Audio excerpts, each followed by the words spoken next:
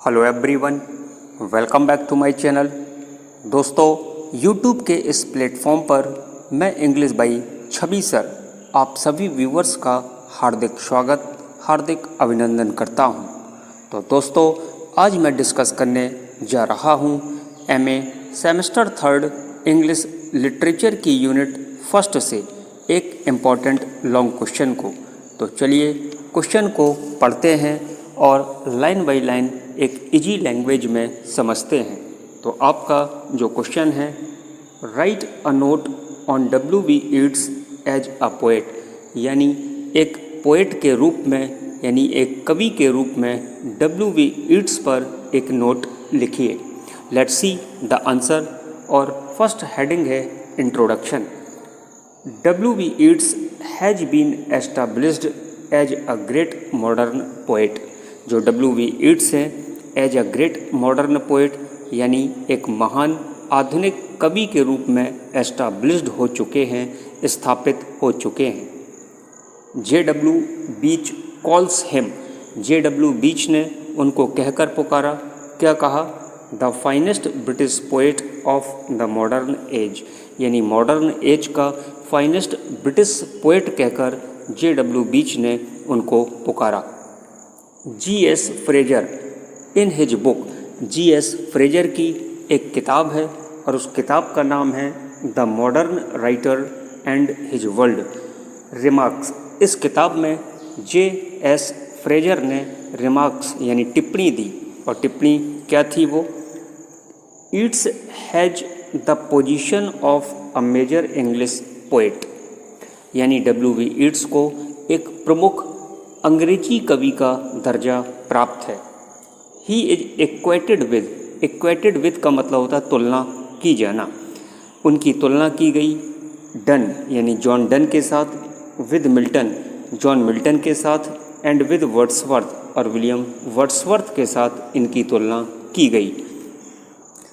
And is superior to Browning, W.B. Yeats को Robert Browning से superior यानी श्रेष्ठ समझा गया। टू टेनिसन यानी अल्फ्रेड लॉर्ड टेनिसन से श्रेष्ठ समझा गया। एंड टू अर्नोल्ड और मैथ्यू अर्नोल्ड से श्रेष्ठ समझा गया। द पोइट्री ऑफ ईट्स यानी W.B. ईट्स की जो कविता है, would be more popular than the poetry of either T.S. Eliot और एजरा पाउंड, यानी W.B. ईट्स की कविता को या तो T.S. एलियट की कविताओं से और एजरा पाउंड की कविताओं से पॉपुलर समझा गया।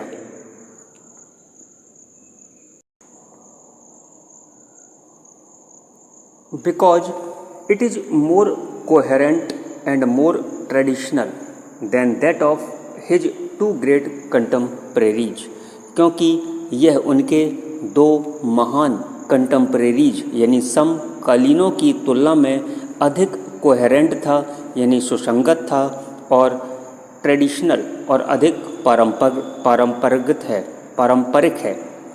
हेडिंग नंबर नेक्स्ट है his long period of poetry, यानी पोइट्री का उनका लंबा समय। His poetic career x tends over a period of about 50 years. उनका काव्य करियर यानी जो पोइटिक करियर था लगभग 50 वर्षों की अवधि तक फैला हुआ है। हिज पोइटिक वॉल्यूम यानी उनका जो काव्य खंड है, और काव्य खंड का क्या नाम है? Michael and the dancer was published in 1921। इनका काव्य खंड Michael and the dancer published हुआ 1921 में। हिज क्रॉसवे ये भी एक काव्य खंड है, वॉज पब्लिश्ड जो पब्लिश्ड हुआ था इन 1889। And his last poem were published in 1936-1939, और इनकी जो लास्ट पोएम है वो पब्लिश्ड हुई थी 1936 से 1939 के बीच में।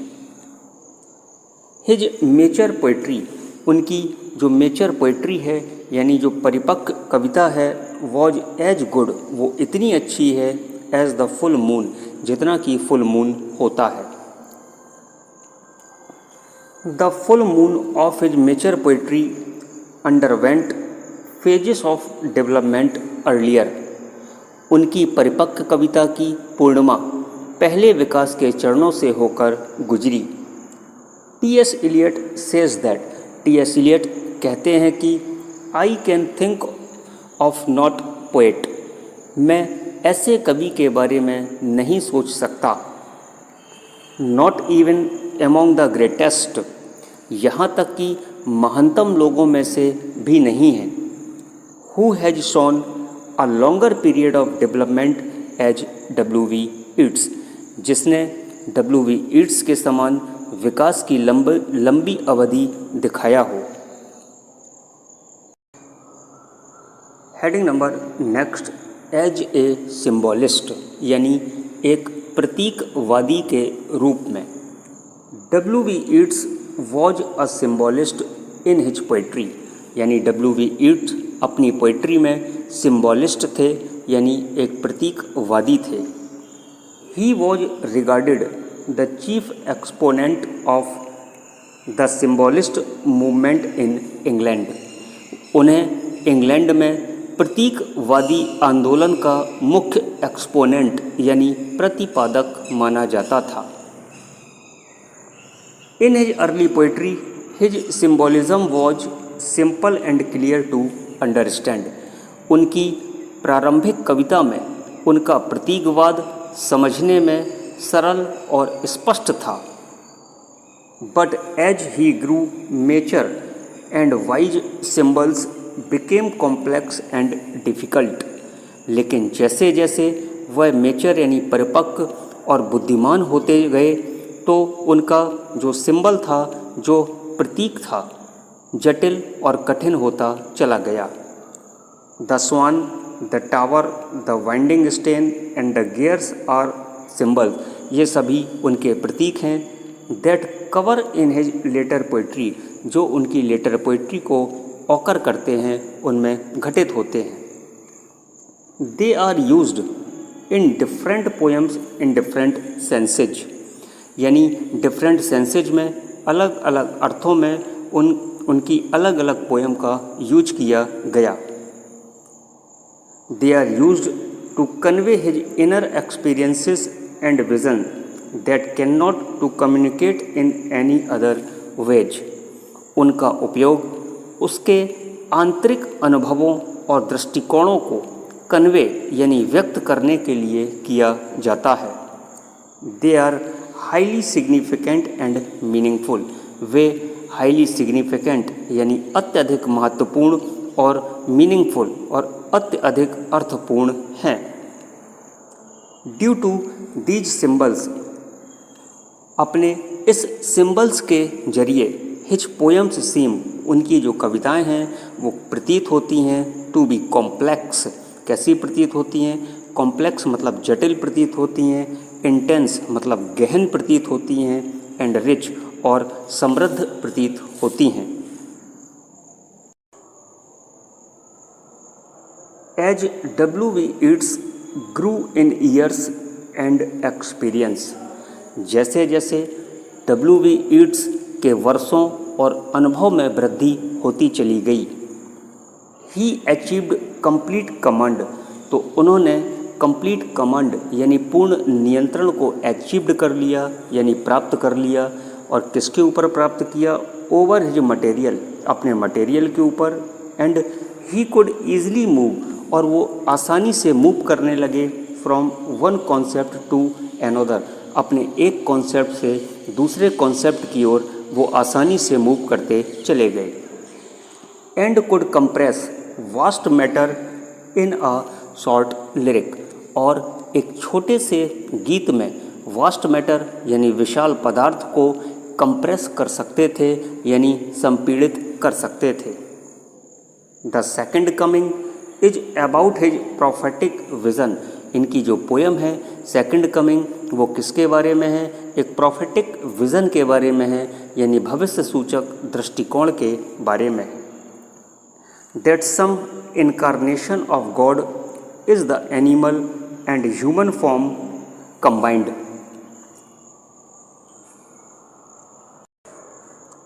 may take place after 20,000 years for the good of humanity, यानी ह्यूमैनिटी की भलाई के लिए, मानवता की भलाई के लिए भगवान का कुछ अवतार पशु और मानव रूप में संयुक्त रूप से 20,000 वर्षों के बाद हो सकता है। Due to the undercurrent of mysticism running through in his poetry, उनके काव्य में रहस्यवाद की अंतर्धारा चलने के कारण sometimes his poetry seems to be obscure and complex, कभी कभी उनका काव्य अस्पष्ट और जटिल प्रतीत होता है, यानी ऑब्सक्योर और कॉम्प्लेक्स प्रतीत होता है। He has artistic sincerity and integrity, उनमें कलात्मक ईमानदारी और सत्यनिष्ठा मौजूद है। And so speaks fluently and frankly expressing himself in his poems, और इसलिए वे अपनी कविताओं में खुद को धारा प्रवाह और स्पष्ट रूप से अभिव्यक्त करते हुए बोलते हैं।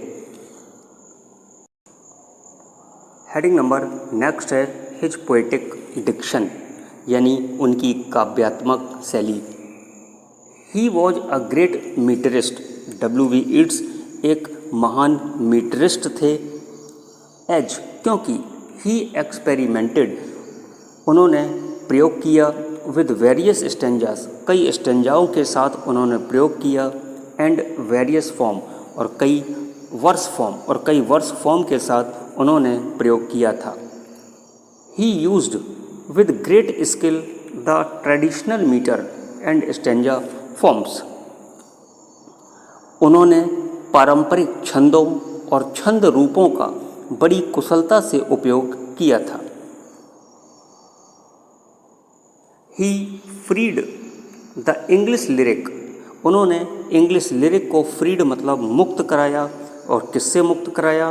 From the tyranny of the iambic metre, यानी इयम्बिक मीटर के टायरनी मतलब अत्याचार से उन्होंने इंग्लिश लिरिक को फ्रीड यानी स्वतंत्र कराया था।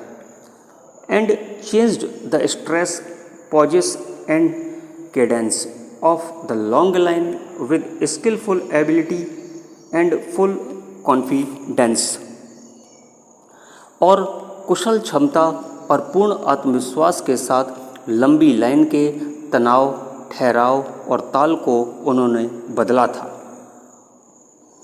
He made his stanzas pattern correspond with the flow of thought and emotion, उन्होंने अपने छंद पैटर्न को विचार और भावना के प्रभाव के अनुरूप बनाया था।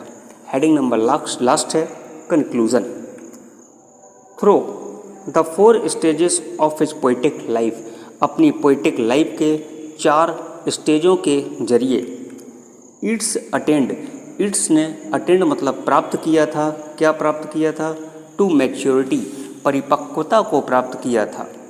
इन द फर्स्ट फेज, अपने पहले चरण में ही वॉज रोमांटिक, यानी W.V. ईट्स अपने पहले चरण में रोमांटिक थे।